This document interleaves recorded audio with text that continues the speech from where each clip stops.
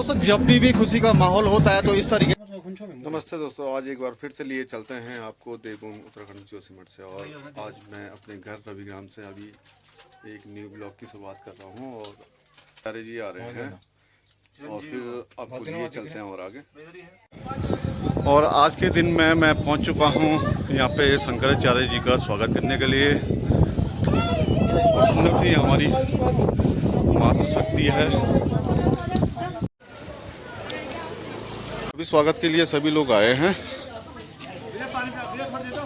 आज के दिन में यहाँ पे शंकराचार्य जी का स्वागत के लिए सभी लोग यहाँ पे पहुँच चुके हैं और शंकराचार्य जी पहुँचने वाले हैं। आप लोग देखिए सुंदर सा दृश्य देखें। इस तरीके से महिलाएं हमारी ग्राम सभा की है और यहाँ पे स्वागत किया जाता है। इस तरीके से मातृशक्ति का बहुत बड़ा सहयोग रहता है हर किसी कार्य में। इस तरीके से रहता है।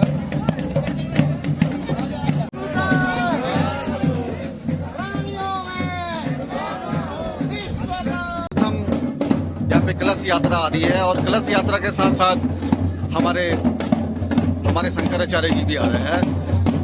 आप लोग देखिए बहुत ही गजब अद्भुत यहाँ पे लगता है जब हर किसी कार्य में मातृशक्ति का बहुत बड़ा सहयोग रहता है। और आप देखिए भजन कीर्तन और यहाँ पे शंकराचार्य जी का स्वागत के लिए सभी मातृशक्ति आई है। और ये हमारे शंकराचार्य जी जा रहे हैं। हमारे प्रभात भैया जी हैं। प्रभात भैया जी का भी बहुत बड़ा सहयोग रहता है। और यहाँ पे देखिए अभी स्वागत के लिए हमारे बड़े भैया जी भी हैं, हमारी चाची भी है, चाची भी है और दादी जी भी अभी स्वागत के लिए तैयार हैं यहाँ पे।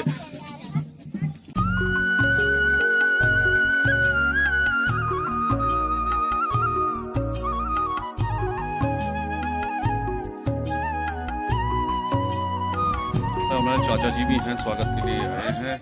चाचा लोगों का सबसे बहुत ही बड़ा सहयोग रहता है।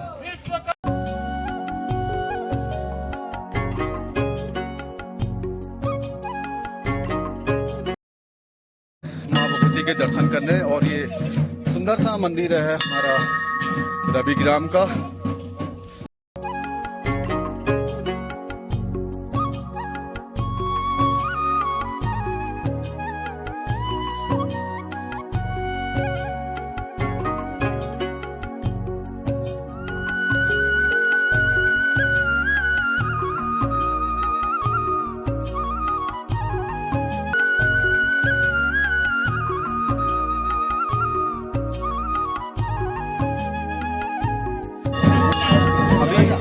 अभी हमारे शंकराचार्य जी जा रहे हैं माँ भगवती का आशीर्वाद लेने। और ये सुंदर सा मंदिर है माँ चंडी का यहाँ पे रविग्राम में। और ये देखिए आप सुंदर सा जिससे लगता है जब हम लोग कोई भी मांगलिक कार्यक्रम में जाते हैं तो इस तरीके से हमारी मातृशक्ति का बहुत बड़ा सहयोग रहता है हर किसी कार्य में।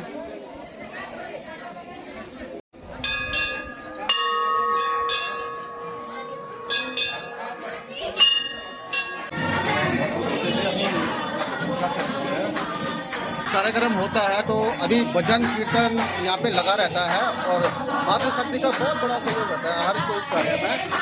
और ये सुंदर सा कार्यक्रम लगता है जब यहाँ पे कार्यक्रम होता है कोई भी। तो ये देखिए दोस्तों जब सुंदर सा दृश्य लगता है जब हम लोग कोई भी मांगलिक कार्यक्रम में अपना सहयोग देते हैं तो बहुत ही सुंदर लगता है।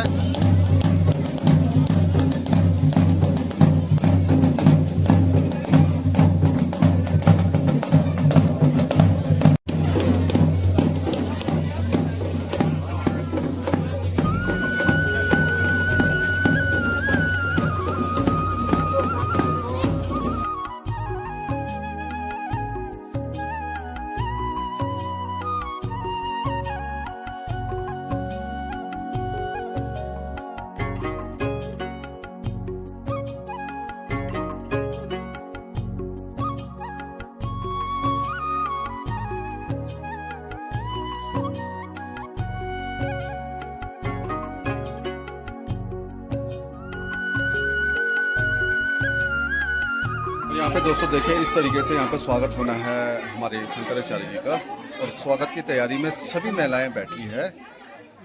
और ये सुंदर सा प्रोग्राम लगता है जब हम किसी का स्वागत करते हैं।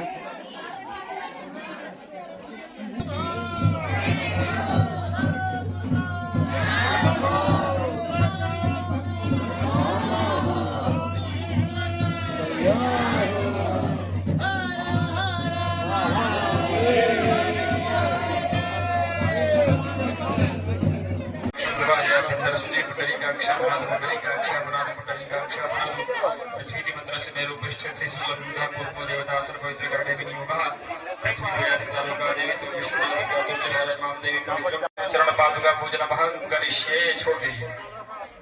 गुरु विष्णु गुरुदेवो महेश्वर गुरु साक्षात् परब्रह्म तस्मै श्री गुरुवे नमः।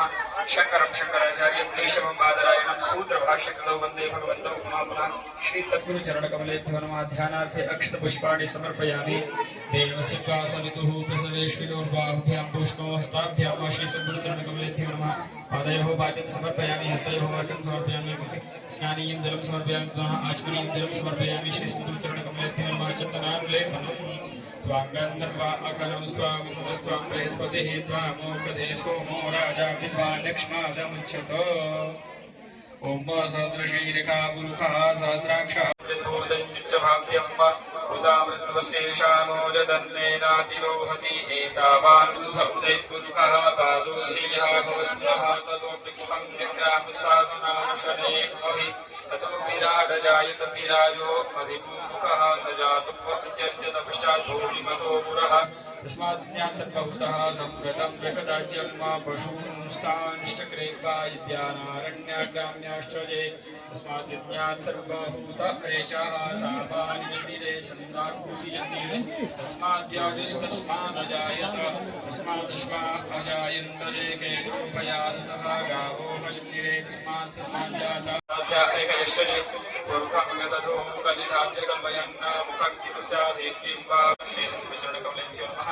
द्रव्यदक्षिणां समर्पयामि। प्रजनने पुष्पदशरीरं सर्वगणपुष्पस्थले आत्मशनि प्रजाशनि पशुशनि लोकसन्निभयशनि अग्निः प्रजां बहुलां ते करोत्पन्नं वयोरेतो अस्मासु दत्त कर्पूरगोहरं करुणावतारं संसारसारं भुजगेन्द्रहारं सदा वसन्तं मालाङ्कुलितालकलायि कपालमालाङ्कितशेखराय विद्यावनायै च पिता त्वमेव त्वमेव बन्धुश्च सखा त्वमेव त्वमेव विद्याधरणं त्वमेव त्वमेव सर्वं मम देव देव। गुरुर्ब्रह्मा गुरुर्विष्णु गुरुर्देवो महेश्वरः गुरुः साक्षात् परब्रह्म तस्मै श्री गुरवे नमः। अखण्डमण्डलाकारं व्याप्तं येन चराचरं तत्त्वदर्शितं येन तस्मै श्री गुरवे नमः। ध्यानमूलं गुरोर्मूर्तिः पूजामूलं गुरोर्पदं मूलं गुरोर्वाक्यं मोक्षमूलं जी के तरफ से सभी को आशीर्वाद प्रदान करेंगे। ज्योतिर्मठ मठ के धर्माधिकारी आदरणीय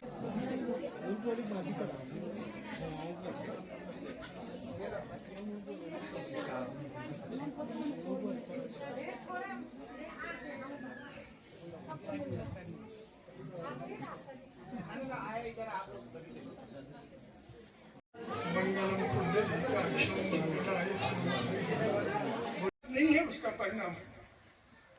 नो हानि, कोई हानि नहीं।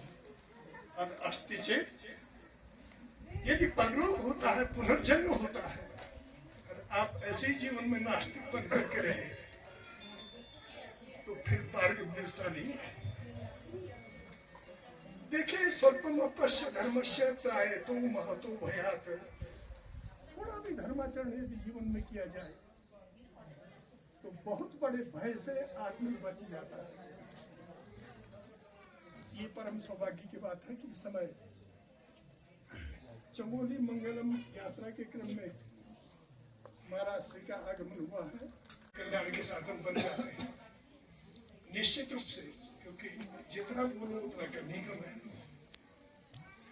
100 श्रृंगार की 1 लोहार की आपका परम हम लोगों के परम सौभाग्य की क्षण है कि महाराज जी का आगमन चमोली मंगलम के क्रम में इस समय इस महाराज जी को प्रणाम अंजलि भेंट करता हुआ, क्योंकि आगे बहुत सी यात्राएं हैं, बहुत लंबा क्रम है, इसलिए महाराज जी दे रहा हूँ। महाराज जी सुआशीर्वाद परम श्रद्धेय अनंत विभूषित ज्योतिषपीठ के शंकराचार्य जी महाराज अभिमुक्तेश्वरानंद जी, आपका चूंकि इस भूमि पर देवताओं के प्रतिनिधि के रूप में आप स्वयं भ्रमण कर रहे गांव-गांव, ये YouTube और Facebook के माध्यम से निरंतर देखता रहा। आपने सचमुच में पूरे देश में सनातनी परंपरा का जो झंडा प्रखर रूप से, जिसे शुद्ध सनातनी और जो ज्ञान की परंपरा है जिसके अनुसार होना चाहिए, हम सबका सीना गर्व से ऊंचा हो।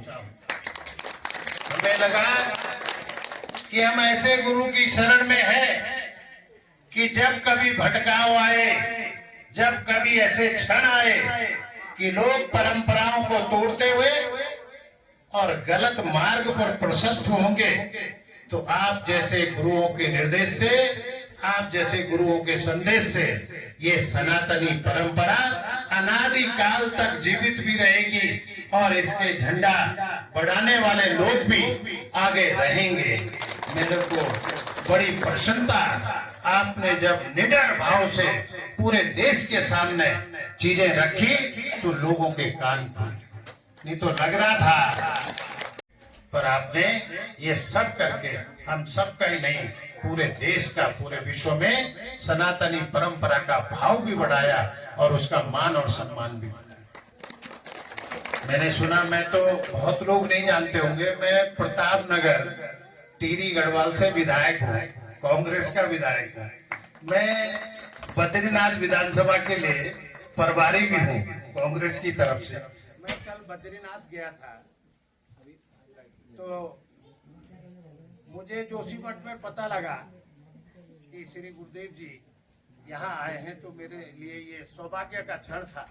तो मैं आपके दर्शन के बिना जा नहीं सकता, तो मैं रात यहीं रुक गया, तो आपके दर्शन के लिए आया हूँ। और आपने जो विभिन्न गांव में जाकर और यहाँ नर नारायण सेवा के रूप में आपने विभिन्न महिला और पुरुषों की पूजा भी करवाई और उनका सम्मान भी बढ़ाया, यही पुनः आपके श्री चरणों में प्रणाम करता हूँ। और इस अवसर पर हमारे दिवंगत महान आत्मा जो हमारे बीच में नहीं है, स्वरूपानंद महाराज जी, उनको भी प्रणाम करता हूँ, स्मरण करता हूँ और पुनः आपका आभार व्यक्त करता हूँ। एक बार फिर प्रेम से और प्यार से बोलो सतगुरु महाराज की जय, शंकराचार्य भगवान की जय। धन्यवाद। जय। जगत गुरु शंकराचार्य जी के चरणों में प्रणाम करते हुए, इतने मतिमान, इतने विद्वान, मैं एक एक का अगर करूं तो सारा समय उसी में लग जाएगा कि एक एक विद्वान ऐसा बैठा हुआ है जिनकी स्तुति में समय लगता है। मैं, क्योंकि मेरी बहनें हैं काफी, उनको पता चला कि कोटले के दादा हैं, तो मेरे से चाहती हैं, तो केवल दो बातें कोटले के बारे में ही बताना था। जितने भी मेरे को लोग मिले हैं या मिलते हैं, वो कहते हैं कि तो गॉड गिफ्टेड है, भगवान का दिया हुआ है। तो मैं तो यही कहता हूँ कि हर बच्चा ऐसा ही होता है, कोई ऐसी बात। लेकिन अब मुझे ये विश्वास होने लगा कि कोटिल्य गॉड गिफ्टेड। आज से करीब 11 साल पहले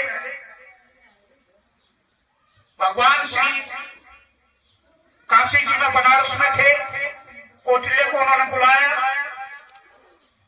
मैं भी गया। तो इसी तरह बातें चलती रही। बिना बोले ही, बिना आशीर्वाद दिए ही भगवान ने उन्हें सद्बुद्धि दे दी। तो ये कहते हुए मुझे जरा भी हिचक नहीं होगी, दुनिया का सबसे बुद्धिमान बच्चा है वो भगवान शंकराचार्य जी। दूसरे मेरी बहनें बैठी हुई हैं,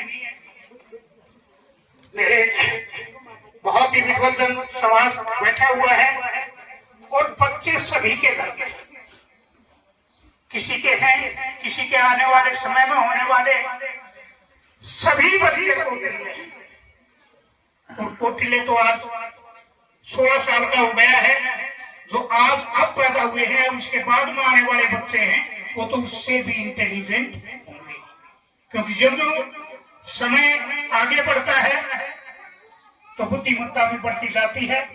तो मैं तो यही प्रार्थना करूंगा भगवान शंकराचार्य जी के सामने कि आप सभी अपने बच्चों को संभालें, अपने बच्चों को कोटिले से कम ना समझें।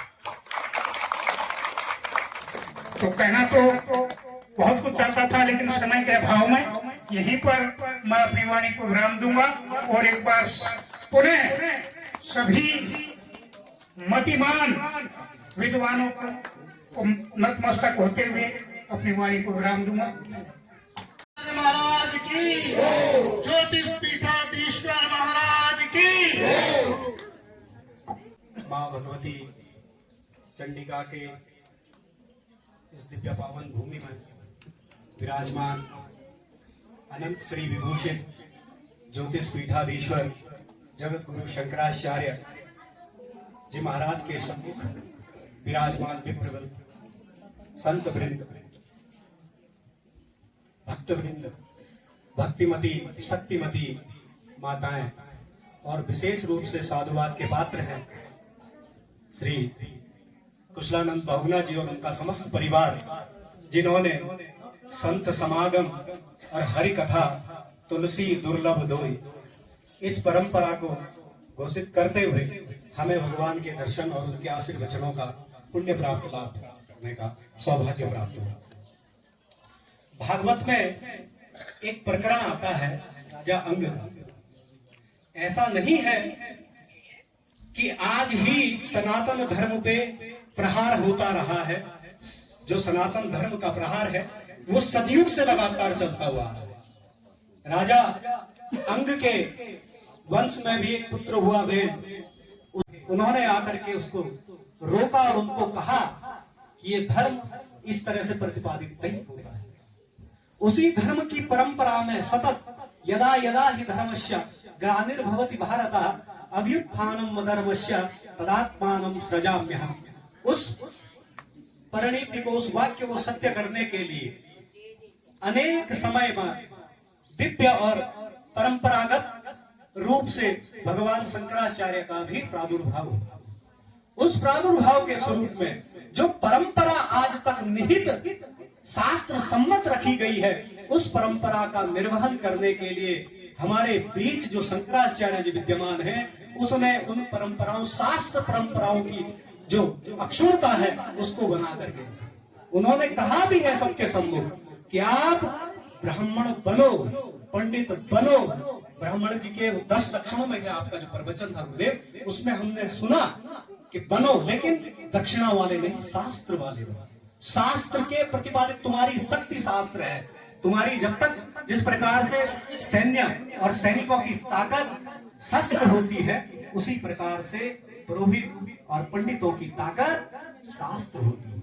उस शास्त्र के परंपराओं का निर्वहन करते हुए आप आगे बढ़े। आज उसी शास्त्र की परंपराओं को जीवित रखते हुए और उसी परंपराओं को अक्षुणता की ओर रखते हुए भगवान शंकराचार्य जी ग्राम नगर मंडल जंगलम चमोली मंगलम की जो यात्रा प्रारंभ कर रहे हैं, उस यात्रा में जितने भी, देखिए हम शंकराचार्य जी के वंशज और त्रोटाचार्य जी के वंशजों में से हैं।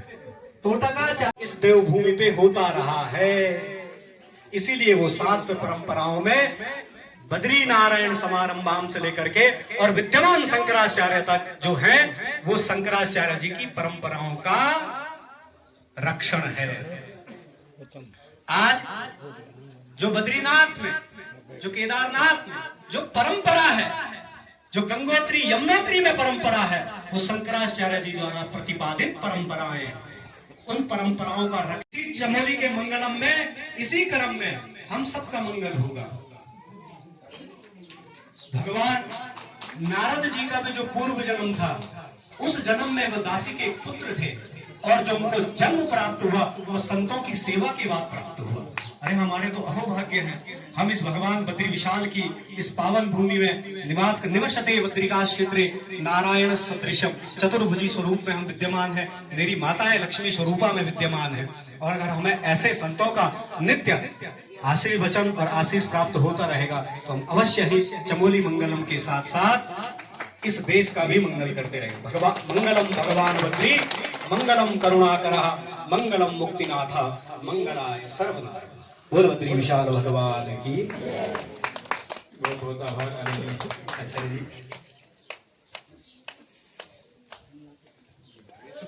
अब पूज्यपाद महाराज का आशीर्वचन आप सभी को श्रवण करें। 4 कार्यक्रम और अभी से लग जाना है, फिर कड़ी भवानी जाना है, फिर सलूर जाना है, फिर वही रात्रि विश्राम करना है।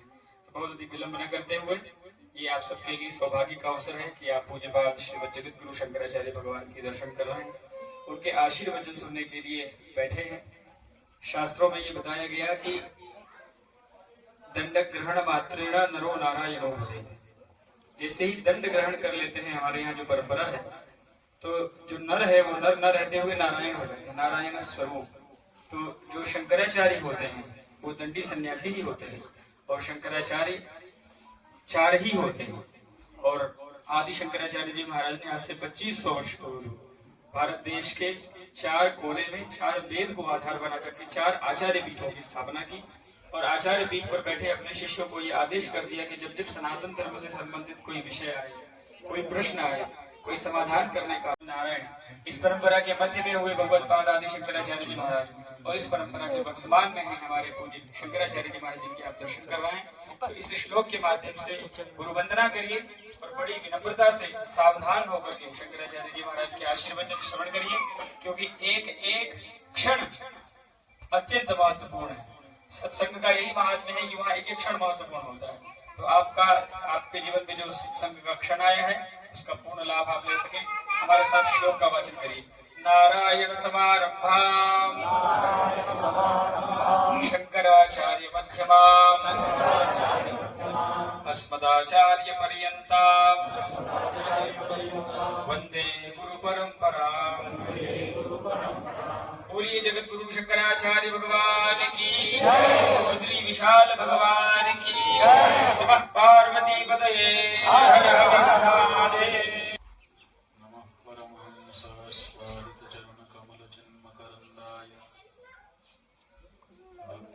भक्तजनमानसनिवासाय श्रीरामचन्द्राय तद्दिव्यमव्ययं धाम सारस्वतमुपास्महे यत्प्रसादात् क्रियन्ते मोहान्गतमसुष्टाः। श्रीराम जय राम जय जय राम। श्रीराम जय राम जय जय राम। विश्व का कल्याण हो, गो माता की जय हो, गो हत्या बंद हो। नमः पार्वती पतये।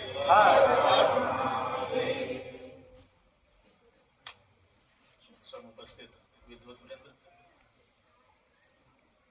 समादरणीय मातृशक्ति, सुधी सज्जनों, अपने लोग धर्म की जय हो का नारा लगा रहे हैं।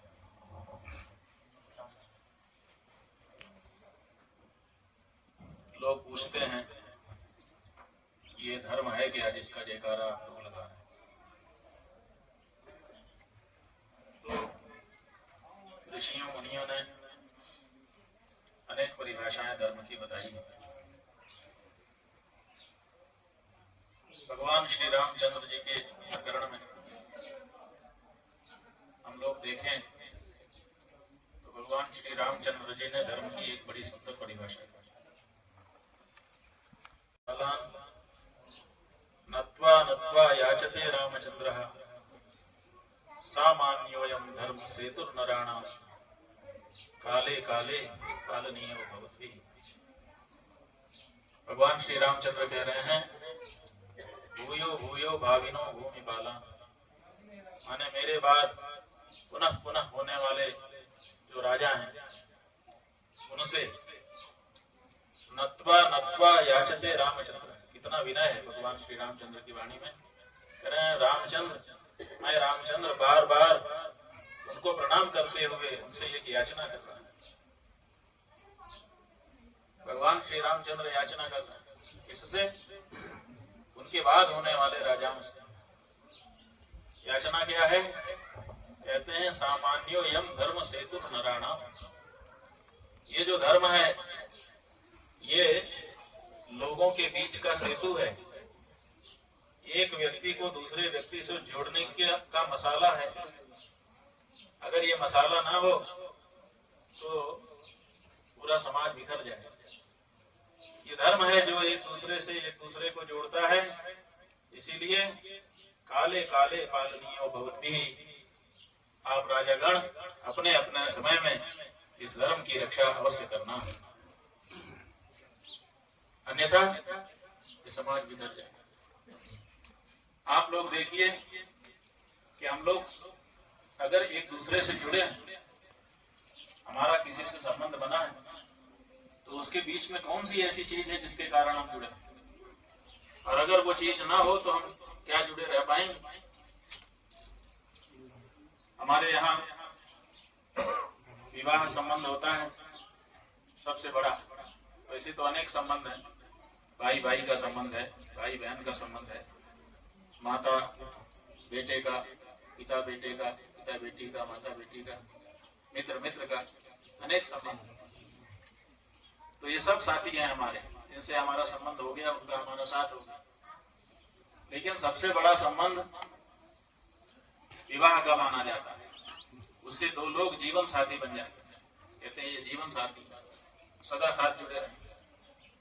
ये जो जीवन साथी हैं, जब इनका संबंध धर्म से कराया जाता था तब, और जब आज उसको ज्यादा महत्व न देते हुए जोड़ा जा रहा है तब, दोनों में अंतर क्या है? दोनों में आप स्पष्ट अंतर देख सकते हैं कि जब पुराने समय में विवाह संबंध धर्म के कारण करा दिया जाता था तो बेटा बेटी ने एक दूसरे को देखा भी नहीं होता था। जहाँ माता पिता संबंध करा देते थे, जिंदगी भर कभी अलग होने की कल्पना नहीं हो सकती, कोई कल्पना भी नहीं करता। हमारे हिंदू धर्म में क्या वैशिष्ट है? हमारे हिंदू धर्म का यही वैशिष्ट है कि हमारे यहाँ विवाह तो है लेकिन विवाह का विच्छेद नहीं। आप आज कानून में हिंदुओं में भी विवाह विच्छेद हो जा रहा है, लेकिन वो हमारे धर्म में अतिक्रमण है। हिंदू कोड बिल जो पास कर दिया गया, उसके कारण हमारे विवाह के और उत्तराधिकार के कानून बदल दिए गए जो धर्मशास्त्र सम्मत नहीं है। लेकिन हमारे धार्मिक धर्मशास्त्र में विवाह का तो विधान है कि ऐसे ऐसे करने से विवाह होता है, लेकिन विवाह का विच्छेद करने का कोई विधान उपलब्ध ही नहीं। इसलिए धार्मिक दृष्टि से एक युगल, एक दंपति कभी अलग नहीं हो सकते, तो सदा सदा के लिए साथ हो जाते हैं। और ये साथ होते ही नहीं है, इसको निभाते थे लोग। जिनके जीवन में धर्म होता था या जिनके जीवन में आज धर्म है, वो अलग होने की कल्पना नहीं करते। और जब से इस धर्म का महात्म्य हमारे जीवन में कम हुआ, आप नए जमाने में देख लीजिए, थोड़े दिन के बाद दो लोग दो रास्ता अपना ले। इसी तरह से संबंध टूटता नहीं। सुग्रीव और राम जी का मित्रता का संबंध ऐसे नहीं जोड़ दिया गया। पावक साखी देई कर जोड़ी प्रीति दृढ़ा। हनुमान जी ने बीच में अग्नि प्रज्वलित किया, अग्नि की साक्षी में आप दोनों मित्र बन रहे हैं, एक दूसरे का साथ सदा आपको निभाना, और उसको फिर निभाया गया। तो ये जो धर्म है ये हमारे बीच का सेतु है। एक पुत्र अपनी माता से क्यों जुड़ा है? भौतिक रूप से नहीं जुड़ा है। भौतिक रूप से तो जुड़ा था जब पैदा हुआ, लेकिन आप लोगों ने उसके संबंध को काट दिया। एक रस्सी थी जो माता के उदर से बाहर निकलने पर बच्चे के साथ जुड़ी हुई थी, लेकिन आपने उसको तुरंत काट दिया। इसका मतलब आपने भौतिक रूप से संबंध खत्म कर दिया कि अब तुम स्वतंत्र। लेकिन धर्म का संबंध जब तक माता है, जब तक बेटा है, जब तक बेटी है, तब तक जुड़ा हुआ है। ये संबंध हमको एक दूसरे से जोड़ता है, चाहे पति से पत्नी जुड़ी हो, चाहे पत्नी से पति जुड़ा हो, चाहे भाई से भाई जुड़ा हो, चाहे बहन से भाई जुड़ा हो, चाहे कोई किसी से जुड़ा हो, यहाँ तक कि शिष्य गुरु से और गुरु शिष्य भी अगर जुड़ा हुआ है तो बीच में कौन सी चीज है? बीच में केवल एक ही चीज है और वो है धर्म। ये धर्म ही है जो राजा को प्रजा से जोड़ता है। राजधर्म तुम्हारा धर्म है। जैसे औरस पुत्र तुम्हारे द्वारा उत्पन्न किया गया पुत्र तुम्हारे लिए महत्वपूर्ण है, ऐसे ही तुम्हारी प्रजा भी है। और इसी तरह से प्रजा को राजा से यही धर्म जोड़ता है। तो ये धर्म जब तक हमारे जीवन में रहेगा तब तक हम जुड़े रहेंगे। और जैसे धर्म हमारे जीवन से हटा और नहीं हटा तो घटा, तो समझो कि जितना घटेगा उतना ही हम एक दूसरे से दूर चले जाएंगे, और जिस समय हट गया तब तो हम हट ही जाएंगे। इसलिए सामान्य यम धर्म सेतु बनाना लोगों के बीच का एक सेतु है, एक दूसरे से एक दूसरे को जोड़ने वाला मसाला है। इसको किसी भी दशा में अपने जीवन से हटाना नहीं चाहिए। आपके मन में आएगा कि ये भौतिक संबंध जोड़ने का उपाय है। ये धर्म जो है ये हमको एक दूसरे से जोड़ता है, इसीलिए हमको भौतिक रूप से एक दूसरे से जुड़े रहने के लिए इसकी आवश्यकता है। नहीं, उससे भी आगे धर्म का उपयोग। उससे आगे क्या उपयोग है? उससे आगे उपयोग ये है कि जब तक आप जीवन में हैं तब तक तो ये आपको लोगों से जोड़े रखता है और लोगों को आपसे जोड़े रखता है। लेकिन जब एक एक करके सब आपका साथ छोड़ने लगते हैं, तब अंत में अगर कोई साथ देता है तो जिसको आप जीवन साथी कहते हैं वो जीवन भर साथ देता है। लेकिन हम लोग हिंदू हैं, सनातनी हैं, हमारा तो जीवनांतर भी होता है। इस जन्म के बाद भी हमारा जीवन होता है। ये शरीर चला जाएगा लेकिन हम थोड़े चले जाएंगे, हमारा तो जीवन फिर भी रहेगा। उस समय हमारा कौन सा साथी होगा? तो बताया ये जो धर्म है ये जीवन में भी आपका साथ देता है और जीवन के बाद भी आपका साथ देता है। धनानि भूमौ पशवश्च गोष्ठे भार्या गृहद्वारि जना श्मशाने देहश्चितायां परलोक मार्गे धर्मानुगो गच्छति जीव एकः। जो धन संपत्ति आपने कमाई वो सब बैंक में या तिजोरी में रह जाएगी। जो गाड़ी घोड़े खरीदे वो सब अस्तबल में या गैरेज में खड़े रह जाएंगे। जो पति या पत्नी आपने जीवन साथी के रूप में साथ किया वो घर के दरवाजे तक साथ देंगे, उसके बाद लोग पकड़ लेंगे। अगर पत्नी पति के शव के साथ जाना भी चाहे लोग दरवाजे के पास ही पकड़ लेंगे कि बस बस अब यहीं रुक जाओ, अब तुमको हम स्नान कराएंगे, तुमको और कुछ ये सब करना है। भार्या गृहद्वारि जना श्मशाने, और जो आपके इष्ट मित्र हैं वो श्मशान तक लेकर के जाएंगे। जिस शरीर को आपने पाला पोषा, दिन रात धोया पोछा सजाया, वो शरीर चिता तक आपका साथ जाएगा। और चिता के बाद जो परलोक की यात्रा आपकी होनी है उसमें कौन साथी होगा? उस समय दूसरा कोई साथी नहीं होगा, जीवन साथी भी नहीं पीछे रह जाएगा। उस समय आपका साथी आपका किया हुआ धर्म बनेगा। इसलिए धर्म सखा परमहो परलोक जाने। परलोक का जो गमन है उसमें अगर कोई हमारा साथ निभाता है, संसार के साथी सब साथ छोड़ जाते हैं, धर्म ही हमारा साथी बनता है और वही हमको यमराज के दरबार में प्रवेश करने पर सम्मान दिलाता है। अगर हमने धर्म नहीं किया तो वहाँ हमको दुर्गति झेलनी पड़ती है, और अगर हमने धर्म किया है तो यमराज धर्मराज के रूप में हमारा स्वागत करते हैं और हमको विमान में बैठा करके स्वर्ग लोक की यात्रा कराते हैं। तो ये धर्म जो है ये जीवन में भी और जीवन के बाद भी। जैसे जीवन बीमा के बारे में आप लोग सुनते हैं, जिंदगी में भी और जिंदगी के बाद भी, वो असल में जीवन बीमा तो क्या आपका साथ देगा, वो तो आपके परिवार वालों का साथ देगा। आपके जीवन के बाद आपके परिवार वालों को जरूर वो करेगा, लेकिन आपके बारे में तो धर्म ही करेगा। तो जीवन के अंदर भी और जीवन के बाद भी जो साथ निभाने वाला है उसका साथ करो।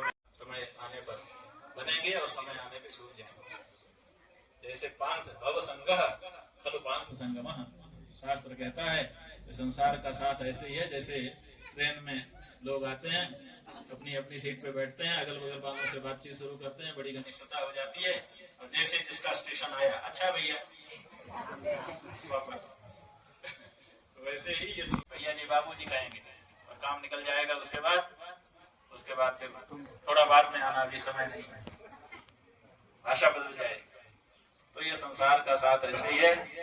हम संसार के साथ को न करने के लिए नहीं कह रहे हैं, हम ये कह रहे हैं कि संसार में भी साथ करो तो धर्म पूर्वक करो, ताकि तुम्हारा जो जीवन है वो परलोक के लिए भी हितकारी हो जाए। तो धर्म को अपने जीवन में अपना करके जो व्यक्ति अपना जीवन बिताता है उसका परलोक भी सुधरता है और लोक भी सुधरता है। जब हम धर्म के अनुसार अपने जीवन को आगे बढ़ाते हैं तो क्या होता है? होता ये है कि हमारे शरीर से रोग दूर हो जाते हैं, हमारे मन की चिंता मिट जाती है और हमारे अगल बगल के लोग भी सुखी और समृद्ध होने लगते हैं। और जब हम अधार्मिक होते हैं तो हमारा मन भी उद्विग्न रहता है, हमारे शरीर में रोग उत्पन्न होने लगते हैं और हमसे जो संपर्क करता है वो भी दोषी होने के कारण वो भी पीड़ा में रहने लग जाता है। तो इसलिए धार्मिक बनो। अगर धार्मिक बनोगे तो तुम्हारा मंगल होगा और तुमसे जो जुड़े हैं उनका भी स्वाभाविक रूप से मंगल होगा। कोयले के पास कोयला जाएगा तो वो भी काला और वो भी काला, और अंगारे के पास अगर कोयला जाएगा तो कोयला भी अंगारा ही हो जाएगा, उसकी काली सदा सदा के लिए मिट जाएगी। इसलिए धार्मिक बनेंगे, धार्मिक बनेंगे आप देखिए आपका जो तन मन है वो ऐसा प्रफुल्लित होगा कि कह नहीं सकते। एक जो सच्चा धार्मिक है वो एक मिलिट्री मैन से ज्यादा स्वस्थ होता है। क्यों? क्योंकि आहार विहार उसका सही हो जाता है, समय से उठना है, समय से सोना है, भगवान की पूजा समय से करनी है, संध्या समय से करनी है, समय से भोजन करता है। तो आहार विहार अच्छा होने से उसका शरीर अच्छा हो जाता है और दोष पाप करता नहीं है। तो गाय की अपना नजर कहीं झुकती नहीं है, उसको झूठ बोलना नहीं है, ऐसा कोई काम किया नहीं जिसके कारण नजर झुक जाए, किसी से डर जाए। अभी विधायक जी कह रहे थे कि निर्भय होकर के बोला, निर्भय होकर के क्यों बोला? बाकी लोग क्यों नहीं बोल पाए? क्या सब जानते नहीं थे कि असलियत? इसीलिए कि हमारी कोई फाइल ही नहीं थी। अगर हमारी कोई फाइल होती तो हम भी डर जाते कि भाई हमारी फाइल खुल जाएगी। तो ये फाइल हमारी क्यों नहीं बन पाई? क्योंकि बचपन से ही हमको धर्म के रास्ते पर डाल दिया गया और हम धर्म के रास्ते चलते रहे। हमारी कोई ऐसी फाइल ही नहीं बनी जिसके कारण हमको किसी पर का डर हो। इसीलिए निर्भय होकर, तो जो धार्मिक होता है वो निर्भय होता है। उसके अंदर जो आत्मबल होता है वो शरीर के बल से बहुत ज्यादा महत्वपूर्ण होता है और उसकी बात का प्रभाव भी पड़ता है। तो इसलिए और किसी रागत द्वेष से हमने नहीं कहा, हमारा किसी से पक्षपात का भाव नहीं है। हम तो सबके कल्याण की कामना करते हैं, तो सबको सही रास्ते चलने के लिए कहते हैं। आप लोगों को भी यही कह रहे हैं। और भवतु च मूली मंगलम, वैसे तो हम लोग विश्व मंगल की कामना करते हैं। सर्वे सन्तु भवन्तु सुखिनः, सर्वे सन्तु निरामयाः, सर्वे भद्राणि पश्यन्तु, मा कश्चित् दुःखमाप्नुयात्, मा कश्चित् दुःखभाग् भवेत्। तो सबके कल्याण की कामना यद्यपि मन में है, लेकिन सबके कल्याण करने के लिए अगर छत पे जाना है तो सीढ़ी पे 1 2 3 4 कदम तो रखने पड़ेंगे। तो पहले ही सीधे विश्व मंगल, सीधे पूरे विश्व को आमंत्रण कर दें। बैठाने के लिए जगह भी होनी चाहिए, भोजन परोसने के लिए भी होना चाहिए, तो थोड़ा थोड़ा करते। तो हमने सोचा कि पूरे विश्व के मंगल की बात बहुत बड़ी है, अभी उतनी ताकत अपनी नहीं है, अभी अपने लोग अपना कल्याण करें। तो अपना माने जिस जिले में है कम से कम उस जिले का कल्याण हो। तो हमारा जो ज्योतिर्मठ है वो चमोली जिले में है, इसलिए हमने सोचा कि सबसे पहले विश्व मंगल बाद में, पहले थोड़ा स्वार्थी हो, पहले अपनी चमोली का मंगल करें। सामने नाराज नगर ग्राम घर जंगलम भवतु चमोली मंगलम। आप लोग भी बोलिए, नगर ग्राम घर जंगलम भवतु चमोली मंगलम। नगर ग्राम घर जंगलम नगर ग्राम घर जंगलम। याद कर लेना, में थोड़े याद हो जाए। और फिर ऐसे उपक्रम आप देखिए कि आपके बद्रीनाथ जी जागृत हो गए। जागृत किया किसने? भगवान शंकराचार्य। आज उनके कारण क्षेत्र मंगल है कि नहीं? तो ऐसे ही जो आध्यात्मिक ऊर्जा है वो जगह जगह पर बिखरी हुई है। और सब आध्यात्मिक ऊर्जा के केंद्रों को जागृत करने की आवश्यकता है। तो हमने पहले सोचा कि चल करके चमोली जिले के जो धार्मिक केंद्र हैं उनको जागृत किया जाए। अगर वो जागृत होंगे तो धीरे धीरे उस पूरे क्षेत्र का मंगल उनके द्वारा होने लगेगा। तो इसीलिए यहाँ आए, आज आपके रविग्राम में आना हुआ। यहाँ पर भगवती चंडिका की आराधना हम लोगों ने की। भगवती चंडिका वो आपका मंगल करेंगी। और ये क्षेत्र पहले जोशी मठ था, अब फिर से माने जो इसका मूल नाम है, पौराणिक नाम है, वो इसको मिल गया। अब ये फिर से ज्योतिर्मठ हो गया। अब समस्या हो गई हमारे लिए। आप कहेंगे क्या समस्या हुई? समस्या ये हो गई कि पहले ज्योतिर्मठ उतना ही था जितना हमारी बाउंड्री है ना। उतने ही लोगों का आपको सोचना पड़ता था कि भाई मठ के लोगों का आप चिंतन करो। तो सबको हम फोन करके पूछ लेते, क्यों सब भैया सब लोग अपने मठ में ठीक है? तो बता देते थे हमारे विष्णु प्रियानंद जी यहाँ बैठे खड़े हुए, ये वहाँ के प्रबंधक हैं, ये महिमानंद जी तैयारी करते हैं, ये वहाँ पर देखते हैं। हम इनसे पूछ लेते थे कि भाई मठ में सब ठीक है, किसी को कोई दिक्कत तो नहीं है? तो ये लोग बताते थे तो ठीक। अब क्या होगा? अब तो पूरा जोशी मठ ज्योतिर्मठ हो गया। अब तो एक एक आदमी का ध्यान हमको रखना होगा, किसने खाया, किसने पिया, कौन बीमार है, कौन कैसा है। अब हमारी जिम्मेदारी बढ़ गई। आप लोगों ने तो ये काम कर दिया, लेकिन अब हमको पूरे जोशी मठ को ज्योतिर्मठ मान करके एक एक व्यक्ति का ध्यान रखना पड़ेगा। और हम सोचते हैं इसमें हमको कोई कठिनाई नहीं है, हम उसकी भी व्यवस्था बनाएंगे। अभी तो सबसे पहले जरूरी है कि जब ज्योतिर्मठ एक हो गया है, पूरा जोशी मठ ज्योतिर्मठ हो गया है, तो सबसे पहली जरूरत है कि एक दिन एक चूल्हा जले और पूरा ज्योतिर्मठ, पुराना जोशी मठ और आपका ज्योतिर्मठ, उसी एक चूल्हे का भोजन सब लोग स्वीकार करें। तब हम लोगों को लगे कि हम एक चूल्हे के खाने वाले एक परिवार के लोग। तो जल्दी से जल्दी अब वो कार्यक्रम भी अपने को बनाना है और बरसात के बाद का कोई दिन हम लोग रखेंगे और उसकी पूरी व्यवस्था आप सब लोग कर रहे हैं।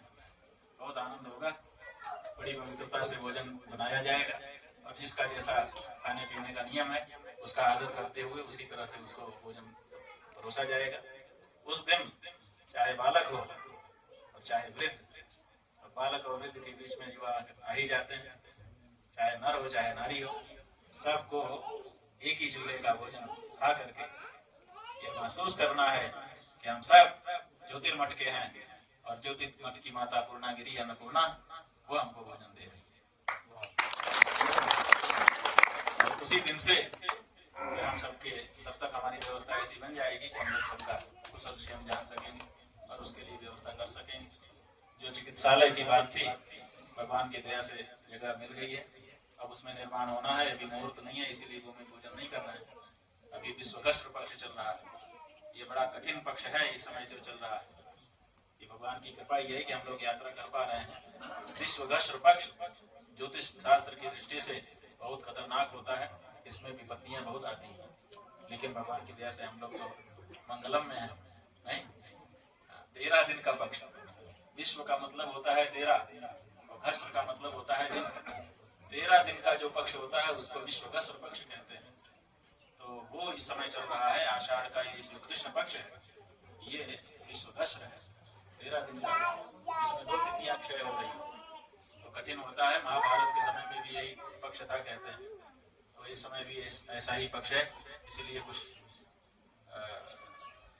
तरह तरह की घटनाएं ऐसे समय में होती हैं, लेकिन हम लोग भगवान के सानिध्य में होंगे तो कितना ही कुछ हो हमारी बचत होगी।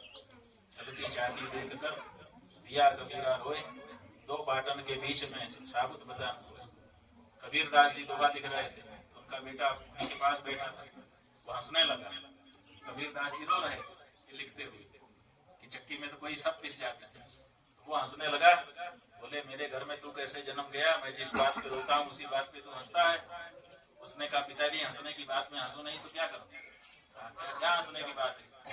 उसने कहा कि चलती चाकी देखकर हंसा कमाल ठठाए, जो लग जाए कील से सो साबुत है। पिताजी जरा पाठ उघाड़िए, आप देखेंगे कि बाकी दाने तो पिस गए हैं, लेकिन वो जो बीच की कील है, उस कील से जो दाने लगे हैं कितना चक्की चले वो जैसे के तैसे ही रहते। जो लोग पुराने समय में जाता चलाई होंगी माताएं, उनको पता होगा वो बचा रह जाते। हम लोग इसीलिए भगवान के सानिध्य में हैं और उस सानिध्य को और भी प्रेरित करेंगे, क्योंकि कभी कभी बहुत बड़ी चीज हमारे पास होती है लेकिन उसका महात्म्य न जानने के कारण हमको उसका फल नहीं मिलता। ये बताया है हमारे शास्त्रों में, नैनत देवो अविदितो गुणति, जो अविदित देव है वो फलदायी नहीं होता। इसलिए हमारे पास वो उपलब्ध है लेकिन हम जानते नहीं है, तो जब तक जानेंगे नहीं तब तक उसका फल नहीं होगा। इसीलिए जान करके अनुष्ठान करना और तब उसका फल प्राप्त करना, यही परंपरा है। इसलिए क्रमशः ऐसे जब हम लोग मिलेंगे बैठेंगे तो थोड़ी थोड़ी बातें और बढ़ती जाएंगी। और आप लोगों का तो सौभाग्य है कि आप लोग ऐसे पंडितों के बीच में हैं, विद्वानों के बीच में, और ये तो विद्वानों का ही घर है। बहुगुणा, जिनमें बहुत गुण हो वो बहुगुणा है ना। अभी हम रास्ते में कह रहे थे कि बहुगुणा जी के यहाँ जा रहे हैं, तो एक ने कहा कि बहुगुणा का मतलब क्या है, जिनमें बहुत गुण हो। हमने कहा बिल्कुल वही अर्थ है और क्या। तो एक दूसरे गुरु भाई थे हमारे, उन्होंने कहा कि नहीं जो बहुत गुनाह करे। लोग ऐसे तोड़ देते हैं, जो बहुत गुनाह गणित करे वो बहुगुणा। अब ये बहुगुणा जी है, यही अब बताएंगे कि ये कौन से बहुगुणा है, गुनाह गणित वाले हैं कि बहुत गुण वाले। हर हर महादेव। जगत गुरु शंकराचार्य जी पधारे हैं। मैं अपने गांव की ओर से, परिवार की ओर से आपके चरणों में नमन करते हुए यहाँ पर जितने भी ऋषि स्वरूप महात्मा विद्वान और जितने भी भक्त में माताएं हैं उनका सम्मान करते हुए बड़े आदर से आप लोगों का सम्मान करता हूँ, प्रणाम करता हूँ। आप लोगों ने अपना अमूल्य समय देकर के यहाँ पर आकर के श्री चरणों के दर्शन किए। हमारा धन्य भाग्य। शंकराचार्य ब्रह्मलीन स्वामी श्री 1008 सूर्यपानंद सरस्वती जी महाराज पधारे थे और उस समय हमारे जो बेटे हैं अनिल डिबरी, इनके सहयोग से महाराज हमारे गांव में आकर के हमारे गांव को धन्य किया था। महाराज जी का बड़ा स्नेह कि पूर्व जब महाराज जी जगत गुरु नहीं थे, उससे उनके शिष्य थे, तब भी इस घर में आपने आई और आज भी यहाँ आकर के हम लोगों को पर कृपा की। देखिए बड़ा सुयोग है, मंगल का दिन है, आपकी मंगल यात्रा चल रही है और मंगल यात्रा का ये 9 दिन है, 9 गति है और वार्ड नंबर भी 9 है और पूर्णांक भी 9 है। जो लोग यहाँ पर आए हैं, माननीय विधायक जी भी सुन लें कि आपका कार्य सफल हो गया है। 9 पूर्णांक और जो भक्तमय माता है, जितने भी लोग आए हैं सबका कल्याण हो, ऐसे मुझे लग रहा है। इन्हीं शब्दों के साथ सभी लोग प्रसाद ग्रहण करेंगे और महाराज जी विश्राम करके दीक्षा